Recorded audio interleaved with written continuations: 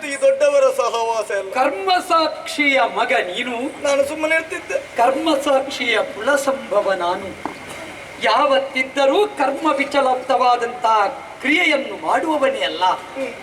ಈಗ ನಿನಗೆ ಕಂಡಿರಬಹುದು ರಾಮ ಮಾತು ಎರಡಾಗಿ ಹೋಯಿತು. ವಾಗ್ದಾನವಿದ್ದವ ಯಾಕೆ ಹಿಂದುಳಿದ? ಕೊಲ್ತೇನೆ ಅಂತ ಹೇಳಿದಿ, ಯಾಕೆ ಪೆಟ್ಟು ಬೀಳಿಸಿದಿ? ಖಂಡಿತ. ಆದ್ರೆ ನುಡಿದಂತೆ ನಡೆಯುವುದಕ್ಕಾಯಿತು ಇಲ್ಲ. ನೀ ಆಡುವುದು ತಪ್ಪಲ್ಲ, ನೀ ಅಧೈರ್ಯವಂತನಾಗಿದ್ದಿ. ಧೈರ್ಯ ತಾಳಯ್ಯ ಸೂರ್ಯನಂದನ. ಎಲ್ಲಿಗೆ ಧೈರ್ಯ ಪೂರ್ತಿ ಹೋಗಿದೆ. ಕೆಲವೊಂದು ಸಲ ನಾವು ಹೋಗುತ್ತೇವೆ ಎನ್ನುವಂತ ಯಾವ ಭಯ ಉಂಟೋ ಅದುವೇ ನಮ್ಮನ್ನು ದುರ್ಬಲಗೊಳಿಸ್ತದೆ. ನಾನು ಹೆಂಡತಿಯನ್ನು ನಂಬಿ ಕೆಟ್ಟೆ. ನೀನು ರಾಮನನ್ನು ನಂಬದೆ ಕೆಟ್ಟೆ, ಈ ಹೆಂಡತಿಯನ್ನೇ ನಂಬಿ ಕೆಟ್ಟದ್ದು. ಯಾಕೆ? ನಿನ್ನ ಧೈರ್ಯದಲ್ಲಿ ಹೆಂಡತಿ ಸಿಗುತ್ತಾಳಂತ ಭಾವಿಸಿ. ಅದೇ ಹೆಂಡತಿ ಇಲ್ಲ ಏನಿಲ್ಲ. ನಿನಗೆ ಲಕ್ಷ್ಯ ಇದ್ದದ್ದು ಹೆಂಡತಿ ಸಿಗುವುದು ಮಾತ್ರ. ಯಾವತ್ತಿದ್ದರೂ ಬೆಂಬಲಿಗರು ಎನ್ನುವುದು ಹಿಂದಿರುವುದು ಸುಗ್ರೀವ. ಮುಂದೆ ಹೋಗುವ ನಮಗೆ ಗುರಿ ಲಕ್ಷ್ಯ.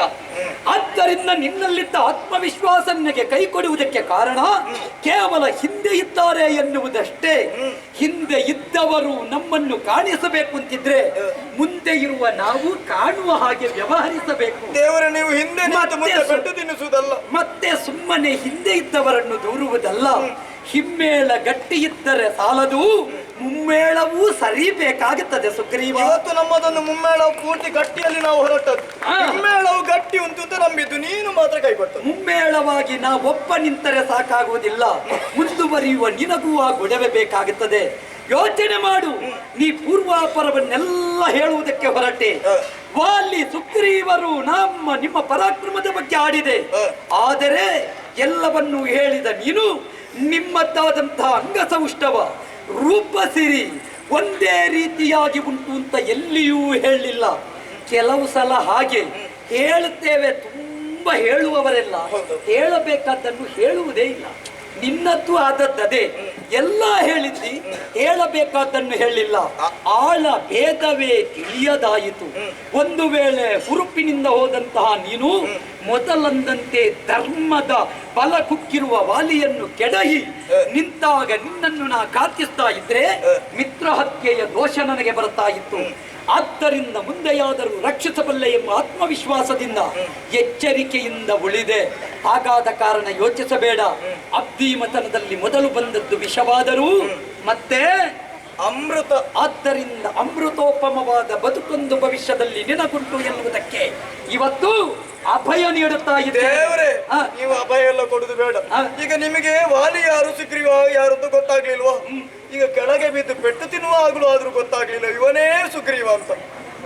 ನಾನು ಯಾವತ್ತಾದ್ರೂ ಪೆಟ್ಟು ಕೊಟ್ಟದುಂಟ? ತಿಂದದ್ದೆ ಅಲ್ಲ. ಇವತ್ತು ನೀ ಕೊಡ್ಲಿಲ್ವಾ?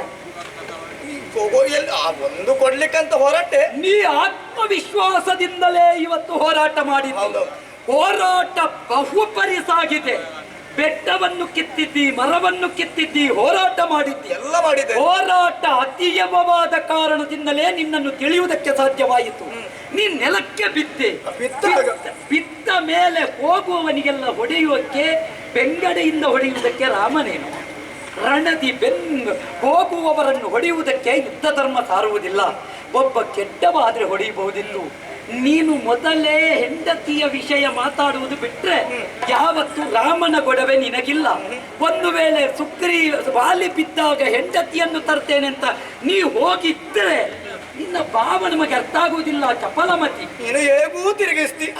ಖಂಡಿತ ಇಲ್ಲ. ನೀ ತಿರುಗಿಸುವ ಸ್ಥಿತಿ ನಿರ್ಮಾಣ ಮಾಡಿದ್ದಿ. ಆದ್ದರಿಂದ ಹೀಗಾಗಿ ಹೋಗಿದೆ. ಇನ್ನು ಯೋಚನೆ ಮಾಡಬೇಡ. ನಿನ್ನ ಅಣ್ಣನನ್ನು 2ನೇ ಬಾರಿಗೆ ನಿಗ್ರಹಿಸಿ ನಿನ್ನ ಸತಿಯನ್ನು ನಿನಗೆ ಕೊಡುತ್ತೇನೆ.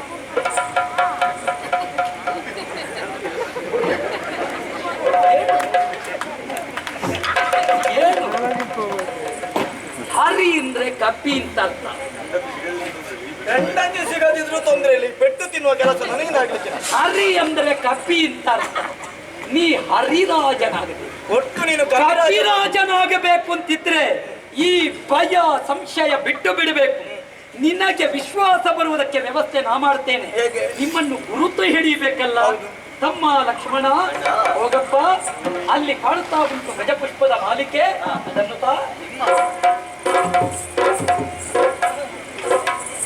ಅಣ್ಣ ಸಿದ್ಧಪಡಿಸಿದ್ದೇನೆ. ಗಜಪುಷ್ಪದ ಮಾಲೆಯನ್ನು ಅವನ ಕೊರಳಿಗೆ ಹಾಕು. ಆದೀತು. ಆಯ್ತಲ್ಲ, ಒಳ್ಳೇದಾಯ್ತು. ಏನು ಈ ಕುರಿಯನ್ನು ಬಲಿ ಕೊಡುವ ಮೊದಲು ಹಾರ ಹಾಕಿ ಪೂಜೆ ಮಾಡಿ ಎದುರು ತಕೊಂಡು ಹೋಗಿ ನಿಲ್ಲಿಸ್ತಾರೆ. ಅವ್ರು ಭಾರಿ ಸಂತೋಷ ಆಗುತ್ತದೆ. ಈ ಕುಡಿದ ಅರ್ಥ ಆಯ್ತದೆ, ಮತ್ತೆ ಗೊತ್ತಾಗುದು ಇದು ಬಲಿ ಕೊಟ್ಟದ್ದು. ನೀ ಕುರಿ ಅಲ್ಲ, ನೀ ಹರ್ರಿ. ಏನು ಕುರಿ ಮಾಡುತ್ತಿದ್ದಲ್ಲ ನನಗೆ ಭಯ. ಆದ್ದರಿಂದ ಯೋಚನೆ ಮಾಡಬೇಡ. ಇವತ್ತು ಹುರಿಯಾಳಾಗಿ ನೀ ಸಾಗಬೇಕು. ಅಷ್ಟೇ, ಹೇಗೆ ಹೇಗೆ ಹುರಿಯಾಳಾಗಿ ಸಾಗಬೇಕು. ನನ್ನ ನಾಲಗೊಂದು ಹೇಗೂ ತಿಳಿದು ನಿನಗೆ ಬೆಂಬಲಿಗನಾಗಿ ನಾನು ನಿಲ್ಲುತ್ತೇನೆ. ಇವತ್ತು ಬೆಂಬಲ ಹಿಂದೆ ತಡಿಲಿಕ್ಕಿಲ್ಲ. ಇವತ್ತು ನಿನ್ನನ್ನು ನಿಯೋಜಿಸಿದ್ದೆ ನಾನು.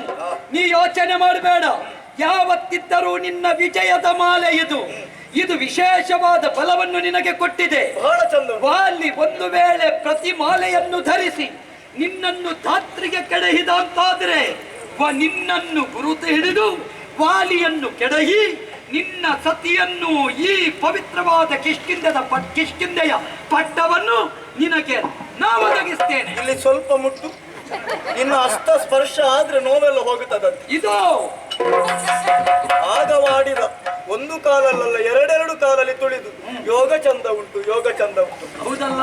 ಈ ಸಲ ನೀನವನಿಗೆ ಯೋಗ ಗುರುವಾಗಿಯೇ ಪಾಠ ಕಲಿಸಬೇಕು. ಹೇಗೂ ಆದಿತ್ತು. ಹೌದಲ್ಲ? ನೀನು ಯೋಚನೆ ಮಾಡಬೇಡ.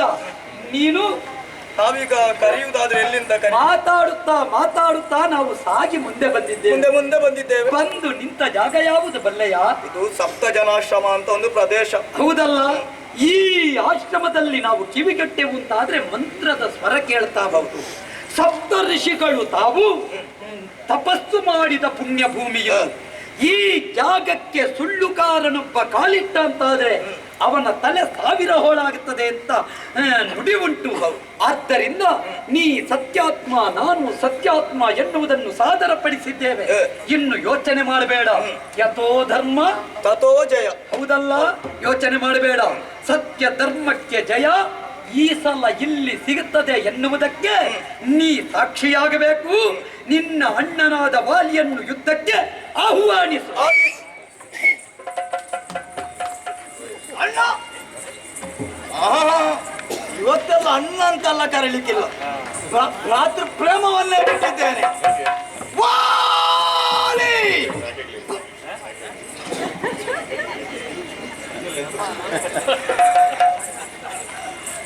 ವಾಲಿ!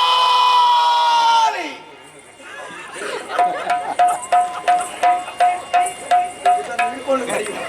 ಮತ್ತೆ ಹೋಗ್ಲಿಕ್ಕಾಗ್ತದೆ. ವಾಲಿ! ಬಾ! ಬಾ! ಬಾ!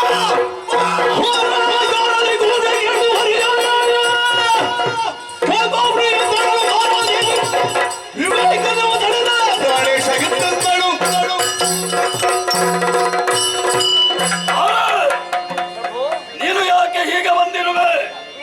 ಯುದ್ಧಕ್ಕಾಗಿ ಹೊರಡುತ್ತಲೇ ಕ್ರಮ ಸುಗ್ರೀವನನ್ನು ಒಳಗೆ ಕರೆಯುತ್ತಾ ಇದ್ದೇನೆ. ಒಳಗಿದ್ದು ನಿಧಿಯಲ್ಲ ಹೋಗುವುದಿಂದು ನೀ ಕೇಳು ಮತ್ಪ್ರಾಣ ಕಾಂತ.